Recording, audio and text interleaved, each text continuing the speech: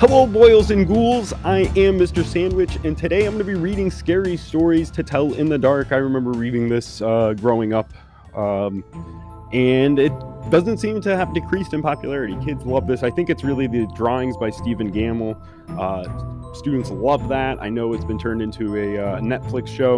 And this, if you followed along with one of my recent recordings of La Llorona, I talked a little bit about folklore and folk tales and sort of the history behind scary stories and the horror genre, being kind of rooted in folk tales and you know, the oral tradition of telling stories that were passed down, not necessarily written, but that were told maybe around a campfire. So we're going to continue that tradition this Halloween season. And I'm going to read just a few selected stories. Let's start here with the Wendigo. The Wendigo. And I hope you enjoy these scary stories. A wealthy man wanted to go hunting in part of northern Canada where few people had ever hunted. He traveled to a trading post and tried to find a guide to take him, but no one would do it. It was too dangerous, they said. Finally, he found an Indian who needed money badly, and he agreed to take him. The Indian's name was Defago. They made a camp in the snow near a large frozen lake. For 3 days they hunted, and they had nothing to show for it. The third night, a windstorm came up. They lay in their tent listening to the wind howling and the trees whipping back and forth. To see the storm better, the hunter opened the tent flap. What he saw startled him. There wasn't a breath of air stirring, and the trees were standing perfectly still. Yet he could hear the wind howling. And the more he listened, the more it sounded as if it were calling Defago's name. Defago, it called. Defago. I must be losing my mind, the hunter thought.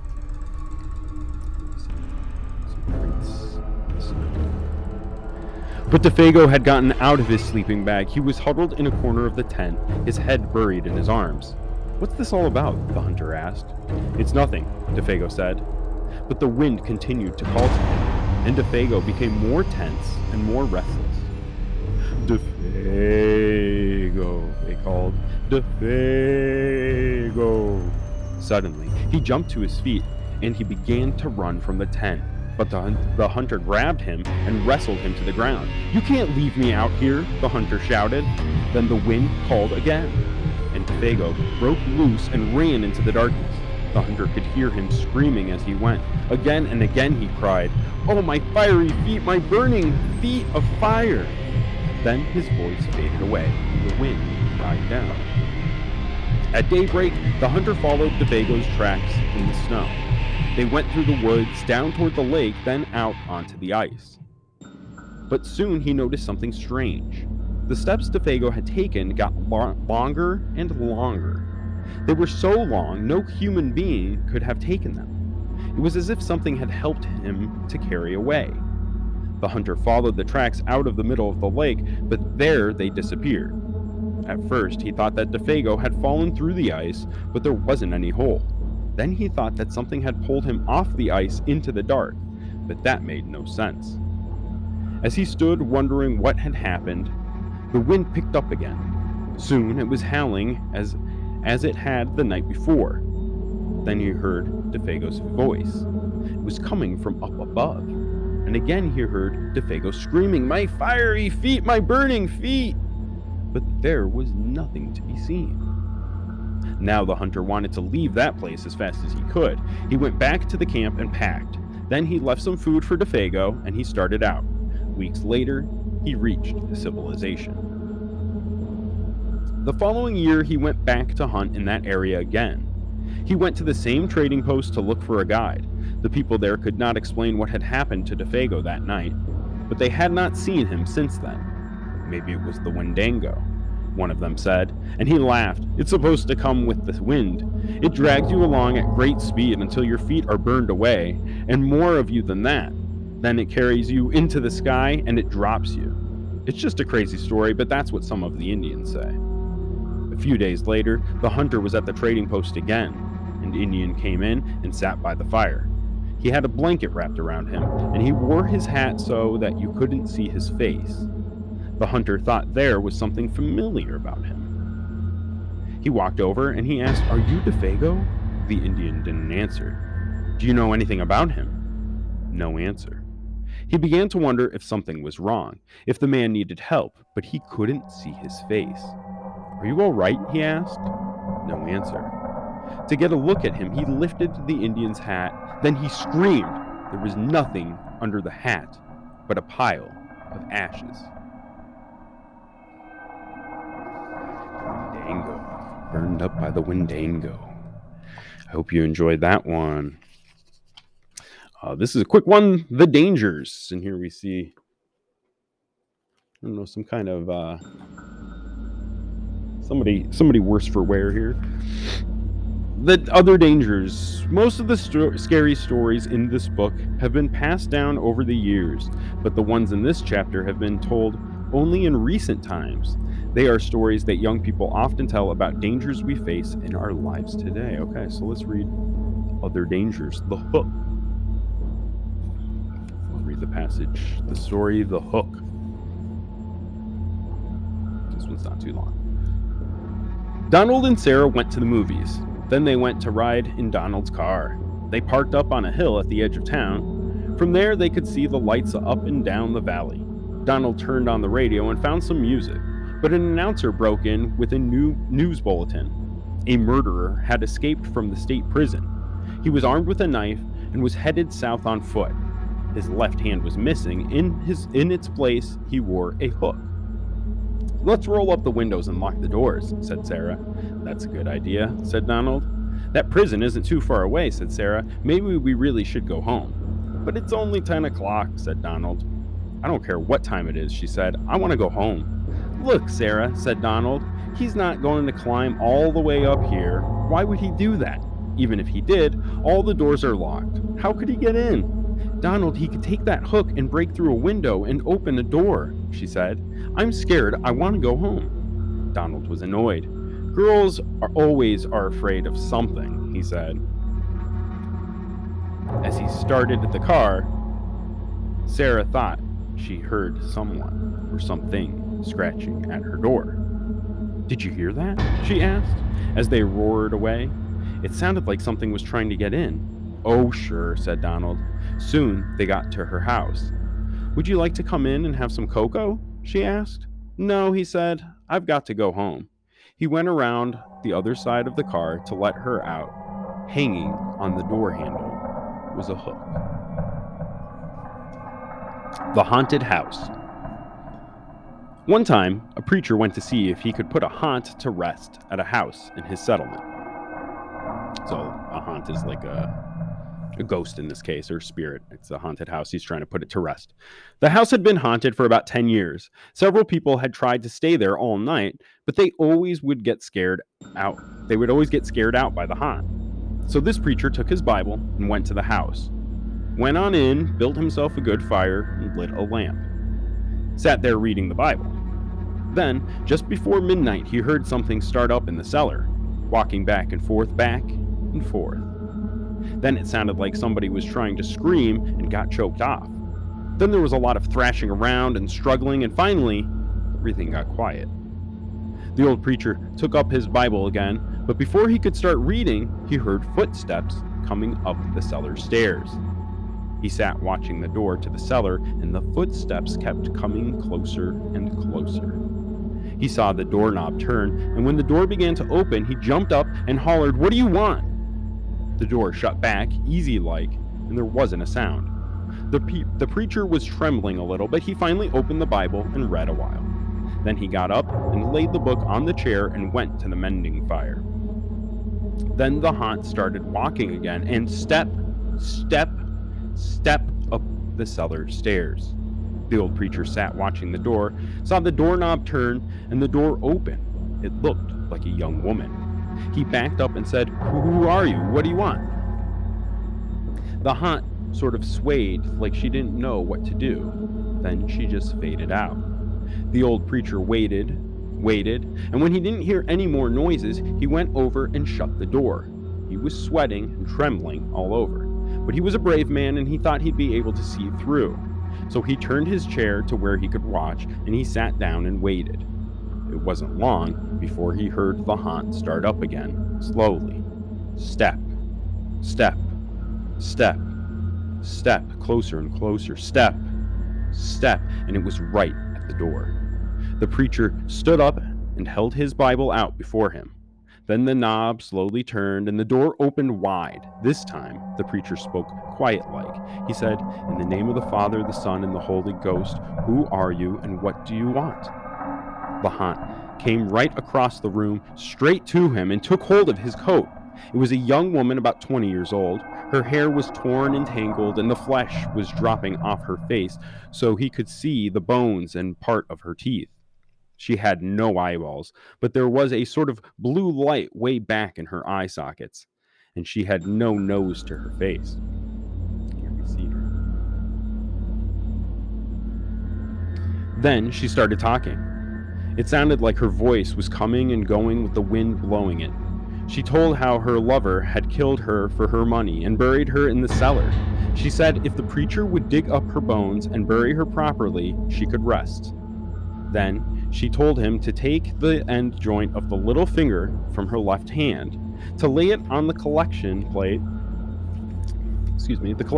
at the next church meeting, and he'd find out who had murdered her. And she said, if you come back here once more after that, you'll hear my voice at midnight, and I'll tell you where my money is hid, and you can give it to the church. The haunt sobbed like she was tired, and she sunk down toward the floor and was gone. The preacher found her bones and buried them in the graveyard. The next Sunday, the preacher put the finger bone in the collection plate, and when a certain man happened to touch it, it stuck to his hand. The man jumped up and rubbed and scraped and tore at that bone, trying to get it off. Then he went to screaming like he was going crazy. Well, he confessed to the murder, and they took him to jail. After the man was hung, the preacher went back to that house one midnight, and the haunt's voice told him to dig under the hearth rock. He did, and he found a big sack of money. And where that haunt had held on to his coat, the print of those bony fingers was burned right into the cloth. It never came out. What do you think? Do you believe in haunts, that haunts are real? Let's read The White Wolf. This one looks pretty quick. I have not read this one, but let's check it out. The White Wolf. The timber wolves around French Creek have gotten out of hand. There were so many wolves, the farmers could not stop them from killing their cattle and sheep, so the state put a bounty on them. It would pay a hunter $10 for every wolf pelt it turned in. A butcher in town named Bill Williams thought that was pretty good money. He stopped working as a butcher and started killing wolves. He was good at it. Every year he killed over 500 of them. That came to more than $5,000. It was quite a bit of money in those days. After 4 or 5 years, Bill had killed so many wolves that there were hardly any left in that area. So he retired and he vowed never to harm another wolf because wolves had made him rich. Then one day, a farmer reported that a white wolf had killed 2 of his sheep. He had shot at it and hit it, but the bullets didn't have any effect. Soon that wolf was seen all over the countryside, killing and running, but nobody could stop it. One night, it came into Bill's yard and killed his pet cow. Bill forgot about his decision never to harm another wolf. He went into town the next morning and bought a young lamb for bait. He took it out into the hills and tied it to a tree. Then he backed off about 50 yards and sat down under another tree. With his gun in his lap, he waited. When Bill didn't come back, his friends started looking for him. Finally, they found the lamb. It was still tied to a tree. It was hungry, but it was alive. Then they found Bill. He was still sitting against the other tree, but he was dead. His throat had been torn open. But there was no sign of a struggle. His gun hadn't been fired, and there were no tracks in the soil around him. As for the white wolf, it was never seen again. We've got some songs in here. What do you come for? This is a quick one. Let's check this one out. What do you come for? There was an old woman who lived all by herself, and she was very lonely. Sitting in the kitchen one night, she said, "Oh, I wish I had some company." No sooner had she spoken than down in the chimney tumbled 2 feet from which the flesh had rotted. The old woman's eyes bulged with terror. Then 2 legs dropped to the hearth and attached themselves to the feet. Then a body tumbled down. Then 2 arms and a man's head. As the old woman watched, the parts came together into a great gangling man. The man danced around the room. Faster and faster he went. Then he stopped and he looked into her eyes. "What do you come for?" she asked in a small voice that shivered and shook. "What do I come for?" he said. "I come for you." It says, as you shout the last word, stamp your feet and jump at somebody in the air. Oh, so this has got to be, I've come for you. Did I freak you out? Did I jump scare? Probably not, because I told you it was coming. The big toe. I just love that picture. I'll just show you that picture. Menacing. I don't know if you can see that there in the light. All right, let me read. Ooh, The Thing. All right, two more. The Thing. You see that great picture there. Creepy looking guy. Ted Martin and Sam Miller were good friends. They spent a lot of time together. On this particular night, they were sitting on a fence near the post office, talking about one thing and another. There was a field of turnips across the road. Suddenly, they saw something crawl out of the field and stand up. It looked like a man. But in the dark, it was hard to tell for sure. Then it was gone. But soon, it appeared again. It walked halfway across the road, then it turned around and went back into the field. Then it came out a third time and started toward them. By now, Ted and Sam were scared, and they started running. But when they finally stopped, they decided they were being foolish. They weren't sure what had scared them, so they decided to go back and get a better look. Pretty soon they saw it, for it was coming to meet them. It was wearing black pants, a white shirt, and black suspenders. Sam said, "I'm going to try to touch it, then we'll know if it's real." He walked up to it and peered into its eyes. It had bright, penetrating eyes sunk deep in its head. It looked like a skeleton. Ted took one look and screamed, and again he and Sam ran, but this time the skeleton followed them. When they got to Ted's house, they stood in the doorway and watched it. It stayed out in the road for a while. Then it disappeared. A year later, Ted got sick and died. Toward the end, Sam sat up with him every night. The night Ted died, Sam said he looked just like the skeleton. That one was morbid. All right. I want to read The Viper. And this is going to be the last one. The Viper. A widow lived alone on the top floor of an apartment house. One morning, her telephone rang. "Hello?" she said. "This is the Viper," the man said. "I am coming up." Somebody is fooling around, she thought, and hung up. A half hour later, the telephone rang again. It was the same man. "It's the Viper," he said. "I'll be up soon." The widow didn't know what to think, but she was getting frightened. Once more, the telephone rang. Again, it was the Viper. "I'm coming up now," he said. She quickly called the police. They said they would be right over. When the doorbell rang, she sighed with relief. They are here, she thought. But when she opened the door, there stood a little old man with a bucket and cloth. "I am the Viper," he said. "I wish to wash and wipe the windows." And there we see the window viper. All right, that one's silly. I like to finish with that one. I do hope you enjoyed. I hope you have a great Halloween. One of my favorites, as you probably know. And I'll continue to probably post some Halloween content because I love it so much. But until then, schools and boils, enjoy. Be safe.